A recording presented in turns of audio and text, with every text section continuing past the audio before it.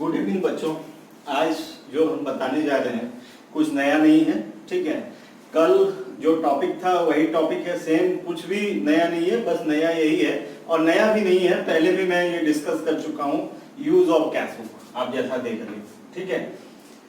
पहले भी मैंने बताया है इस टाइप का क्वेश्चन कि कैश बुक ओपन होगा तो क्या होगा। बच्चों कैश बुक ओपन हो गया तो सिर्फ जनरल में सिर्फ ट्रांसफर वाला एंट्री होगा, यानी बैंक रिलेटेड एंट्री नहीं करना है। बैंक रिलेटेड एंट्री क्यों नहीं करना है? क्योंकि जो बैंक रिलेटेड एंट्री है वो कहां पे होगा? कैश बुक में होगा। तो दोबारा हम नहीं करते हैं, बोले कि रिपीटेशन रिक्वायर्ड नहीं है कि आप बैंक वाला भी करो और कैश बुक भी बना लो, ऐसा नहीं चलता है। ये भी रीजन बताएं क्यों होता है ऐसा, क्योंकि कैश बुक भी प्राइमरी बुक है और जनरल भी प्राइमरी बुक है, तो दो प्राइमरी बुक तो नहीं बनाना होता है। हाँ, कैश बुक जरूर सेकेंडरी बुक जैसा दिखता है, इट मींस लेजर जैसा दिखता है, लेकिन कैश बुक कभी भी लेजर नहीं होता है बच्चों। और यहाँ पे कैश बुक बनाना कोई मुश्किल भी नहीं है। जैसे क्लास 11th में हम कैश बुक बनाते थे, कैश कॉलम बैंक कॉलम करके, तो वो थोड़ा सा कॉन्ट्रा एंट्री, ये एंट्री वो एंट्री, पेमेंट का दिखाते थे, रिसिप्ट का दिखाते थे। यहाँ पे सिर्फ रिसिप्ट ही होना है, पेमेंट का तो सवाल ही नहीं उठता है। हाँ, कुछ एक्सेप्शन है वो अलग बात है, लेकिन पेमेंट का सवाल ही नहीं उठता है, सारा रिसिप्ट का एंट्री होता है, डेबिट पे सारा एंट्री करेंगे। तो और यहाँ पर पैसा भी बहुत सारा सोर्स नहीं है, एप्लीकेशन पर आएगा, अलॉटमेंट पे आएगा, फर्स्ट कॉल पे आएगा, फाइनल कॉल पे आएगा, ज्यादा इतना है। हाँ, लेकिन यहाँ पे एक इम्पैक्ट है कॉल इन एरियर का, कि कॉल इन एरियर हो सकता है, तो जहां कॉल इन एरियर हो जाएगा जिस कॉल में, वहां पैसा कम हो जाएगा, यही करना है। जहां एडवांस हो जाएगा वहां पे पैसा बढ़ जाएगा, ठीक है, बस इतना ही है। और फिर कॉल इन एडवांस का दो इम्पैक्ट है, एक जहां के लिए एडवांस हुआ है वहां तो बढ़ जाएगा, लेकिन जो एडवांस हुआ है, जो पैसा एडवांस हुआ है, वो जब कॉल होगा तो वहां पे घट जाएगा, ठीक है। तो यही है। तो चलो आज और आप एक काम करना कि हमारा सारा वीडियो, अगर आप सीखना चाहते हो सब्जेक्ट, तो सारा वीडियो एक सीक्वेंस में देखना, आपको समझ में जाता है, ठीक है। तो आज क्वेश्चन नंबर 9 तक कल हो चुका था हमारा, क्वेश्चन नंबर 10 एंड 11 जल्दी से करते हैं, कुछ नया नहीं है, यहाँ पे प्रेफरेंस शेयर है, बस इतना ही है। तो क्वेश्चन नंबर 10 हम देख रहे हैं बच्चों, थोड़ा सा ध्यान देना आप लोग। तो यहाँ पे क्वेश्चन है, Bihar limited offered for subscription 50,000 8% preference share. कौन सा शेयर है? 50,000 शेयर से प्रेफरेंस शेयर है, तो प्रेफरेंस शेयर लिखना पड़ता है, यहां लिखना नहीं, जनरल में लिखना पड़ता है, लेकिन यहां पर भी लिख दिया मैंने। 50,000 प्रेफरेंस शेयर है, 8% रहने दो, वो एंट्री में कर लेंगे हम। कितना वाला है? At the rate of ₹10 each, ठीक है। 10 को क्या किया है? ₹3 एप्लीकेशन में, उतना डिटेल में नहीं लिखूंगा क्योंकि आप लोग को समझ में आना चाहिए कि वैसे ही ड्रॉ होता है क्वेश्चन।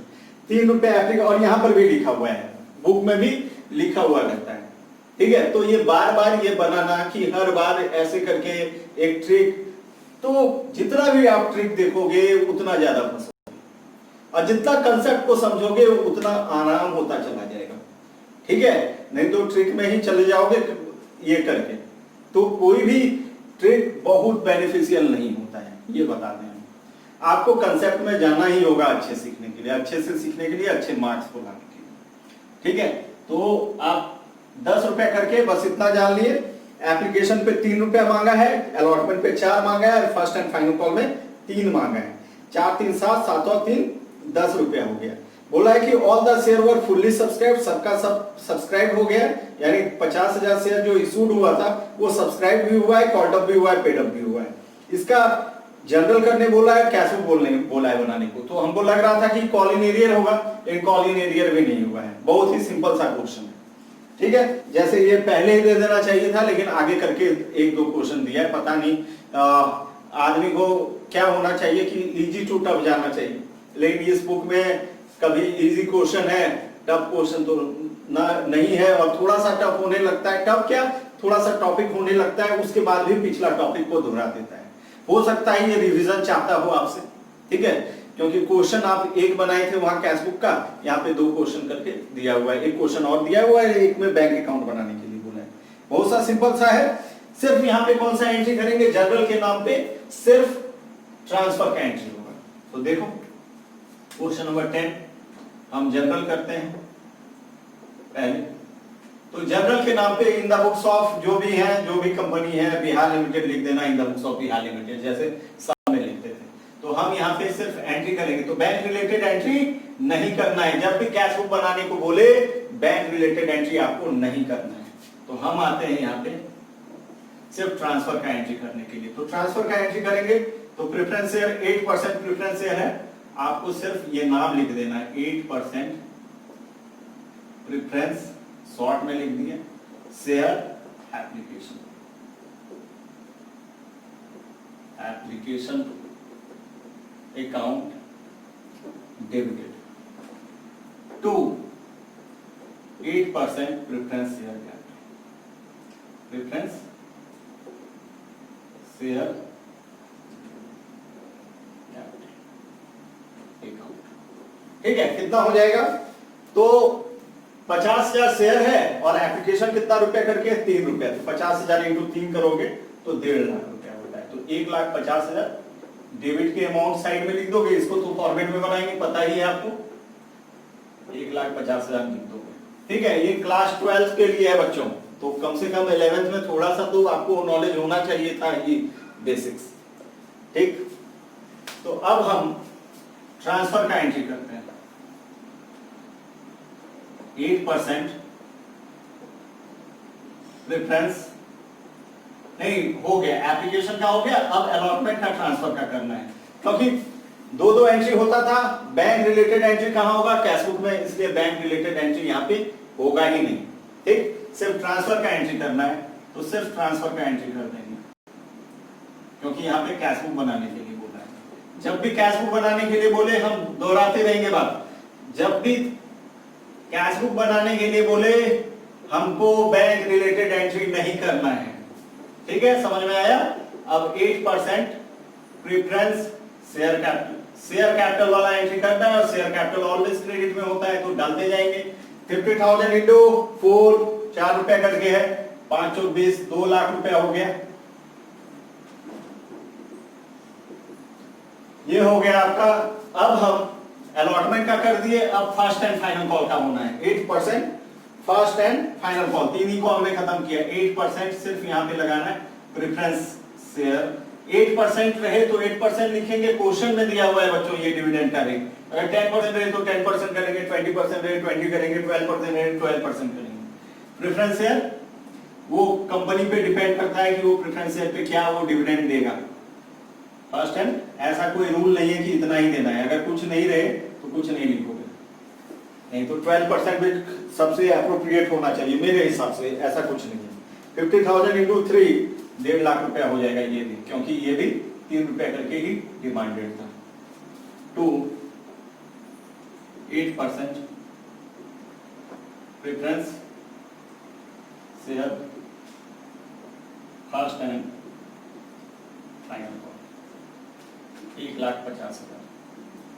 तो 3 रुपया एप्लीकेशन में मांगा गया था, 4 रुपया अलॉटमेंट पे और 3 रुपया फर्स्ट एंड फाइनल कॉल पे। 3 3 6 और 4 10, तो फेस वैल्यू शेयर का 10 रुपया था।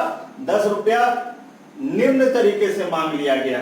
ठीक है, पहला था एप्लीकेशन में 3, अलॉटमेंट पे 4 और बाकी 3 रुपया फर्स्ट एंड फाइनल कॉल। 3 4 3 7 और 7 और 3 10 हो गया।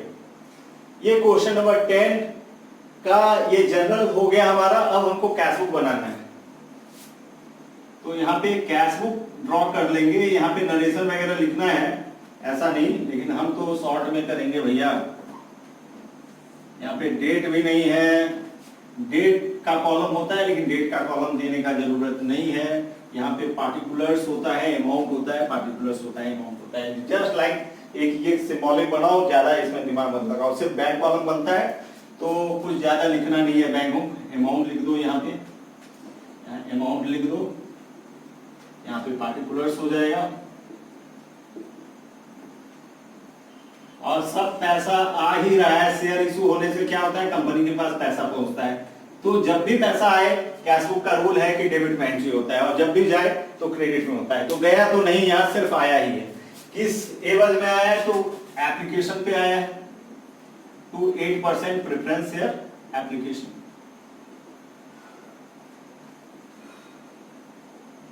Application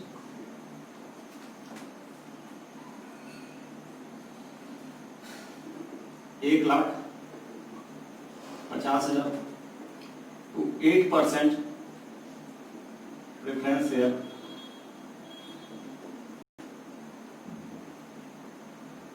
allotment. ये भी कितना हो जाएगा 2 लाख रुपए, क्योंकि किसी तरह का कॉल इन एरियर नहीं है। अलॉटमेंट में पहले तो एप्लीकेशन में 1.5 लाख आया तब ट्रांसफर हुआ है, पहले कैश बुक में आया है पैसा तब ट्रांसफर हुआ है यहाँ पे, लेकिन अलॉटमेंट में पहले ट्रांसफर हुआ है तब पैसा आया है यहाँ पे। वही रूल है सेम, ठीक है, कुछ अलग नहीं है, बस रूप यहाँ पे इसलिए बदल रहा है क्योंकि यहाँ कैश बुक नीडेड है। जब भी कैश बुक बनाने के लिए बोले तो रूप बदल देंगे इसी तरह, ठीक है, कि आधा एंट्री कैश बुक में, हाफ एंट्री जनरल में। अब है यहाँ पे 8% प्रेफरेंस शेयर और सारा एंट्री डेबिट में ही होगा क्योंकि बैंक यहाँ डेबिट में है। कैश बुक भी लेजर के ही नेचर का है, जिधर रहे बैंक उधर ही एंट्री करना है, बैंक के लिए हो रहा है तो बैंक ऑलवेज डेबिट में है, इसलिए सब डेबिट में एंट्री हो रहा है। प्रेफरेंस शेयर अगर लेजर का रूल जानते हो, सेम साइड और अपोजिट साइड हो, फाइनल को कितना हो गया 1.5 लाख रुपए। फटाफट जोड़ लो इसको, तो ये 1.5, 3, 3 और 2 5 लाख रुपए, या 5 लाख रुपए लिख दो।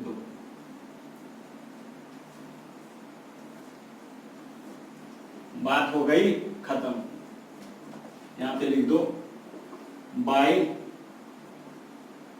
बैलेंस सीडी, और ज्यादा मन करे तो इसको अपोजिट साइड में बीडी उतार दो या इतना ही रहने दो, इतना में भी कोई मार्क्स कटने वाला नहीं है, बस खत्म।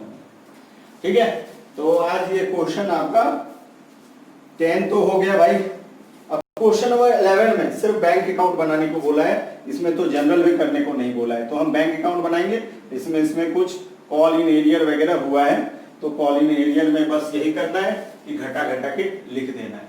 तो कैश बुक नहीं बनाने बोला है, सिर्फ बैंक बोला है। और यहाँ पे इक्विटी शेयर है प्रेफरेंस शेयर के जगह, तो इक्विटी शेयर रहे तो प्रेफरेंस के जगह इक्विटी लिख देंगे। अगर हमारा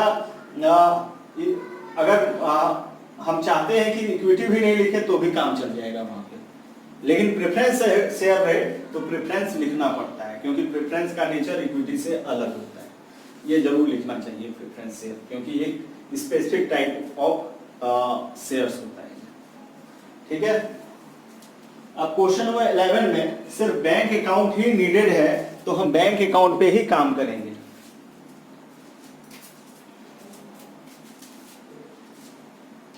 क्वेश्चन नंबर 11,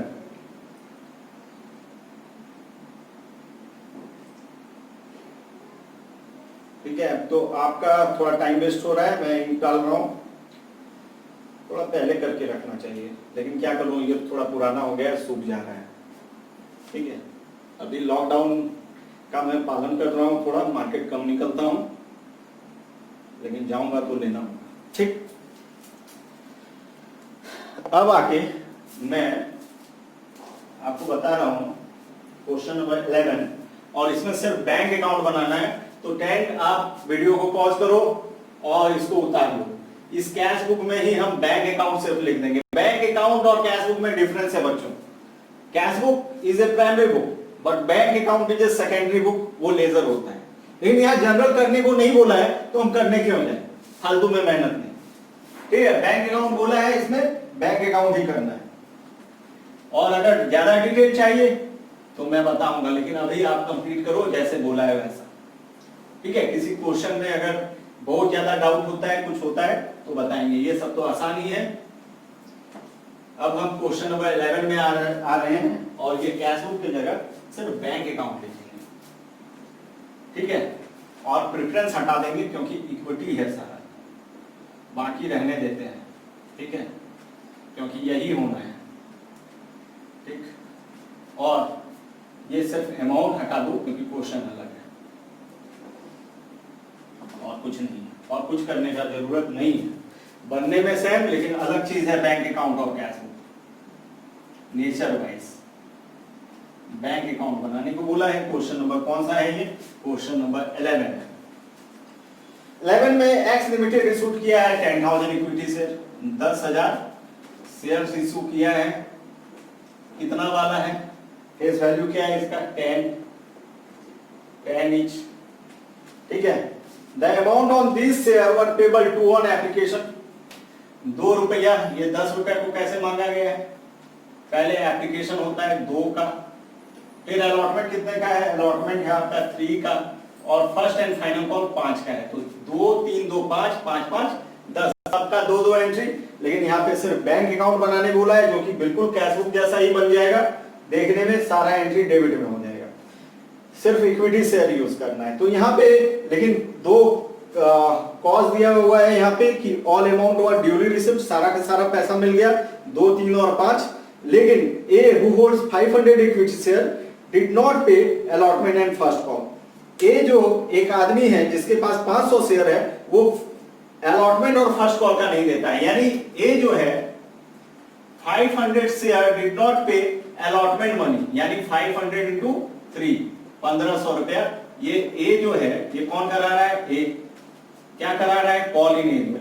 तो ये फर्स्ट कॉल का भी नहीं दिया है, फर्स्ट कॉल यानी 5 रुपए भी नहीं दिया है, लेकिन हमको कॉल इन एरिया अलॉटमेंट में जितना हुआ है उतना ही अलॉटमेंट में घटाना है, और call in area final call में जो हुआ है, जब फाइनल कॉल का एंट्री होगा तब वो घटाना है। इसलिए ये एक स्टेप पहले घटेगा, वो बाद में घटेगा। ए के पास एक 500 शेयर है, वो भी नहीं दिया है, लेकिन इसमें एक बी है who holds 300 share did not pay first call money। तो 2 लोग हैं, ए 500 और बी 300, यानी ए और बी मिला के 500 प्लस 300 शेयर, ये पैसा फाइनल कॉल में कॉल इन एरियर हो रहा है। यानी 5 और 300 800 800 इंटू 5, 8 5 40, यानी 4000 रुपया कॉल इन एरियर कहां पे हो रहा है? फाइनल कॉल में। ठीक है, तो मल्टीप्लाई तो ऐसे ही होगा एप्लीकेशन का 10,000 इंटू 2, 20,000 रुपये। 2 यहाँ पे प्रेफरेंस था, यहाँ पे इक्विटी लिख दो, यहाँ पे शेयर एप्लीकेशन भी लिख सकते थे, तो यहाँ पे वही शेयर एप्लीकेशन लिख देंगे हम। कितना हो जाएगा यहाँ पे? तो यहाँ तो कोई कॉल इन एरिया नहीं होता है एप्लीकेशन में, तो 10,000 इंटू 2 20,000 लिखा जाएगा। ठीक है, यहाँ पे शेयर अलॉटमेंट है, यहाँ पे लिखोगे शेयर अलॉटमेंट, और शेयर अलॉटमेंट में कितना पैसा आ जाएगा? शेयर अलॉटमेंट में आ जाएगा 10,000 इंटू 3 30,000, लेकिन कॉल इन एरियर हो रहा है 1500 रुपया, तो 30,000 रुपए में 1500 घटा देंगे तो 28,500 आएगा। कितना आएगा बच्चों? 28,500। 10,000 इंटू 3 अलॉटमेंट का मल्टीप्लाई किए 30 हुआ, 30 में कितना माइनस करना है? 1500 रुपया, तो 28,500 आ गया। अब 10,000 इंटू 5 50,000 रुपया मांग रहे हैं, ये पैसा कहां आ जाएगा? To share first and final call. कहां पे आएगा? Share first and final call account. कितना डिमांड किए? 50,000 रुपया, 10 25 50, 4,000 घटा देंगे, आ जाएगा 46,000 रुपया। कितना आ जाएगा? 46,000। ठीक है, बन गया बच्चों ये भी क्वेश्चन 94,500। तो आज ये क्वेश्चन देख लेना ठीक से, थोड़ा दिमाग तुम लोग लगाओ। क्वेश्चन तो बना दिया मैंने, आज का बस इतना ही। Thank you. कल से issue of share act premium तैयार रहो अलग सीखने के लिए। ठीक है, आज कुछ बहुत ज्यादा अलग नहीं था, पहली वाली बात थी, बस आज इतना ही रखते हैं।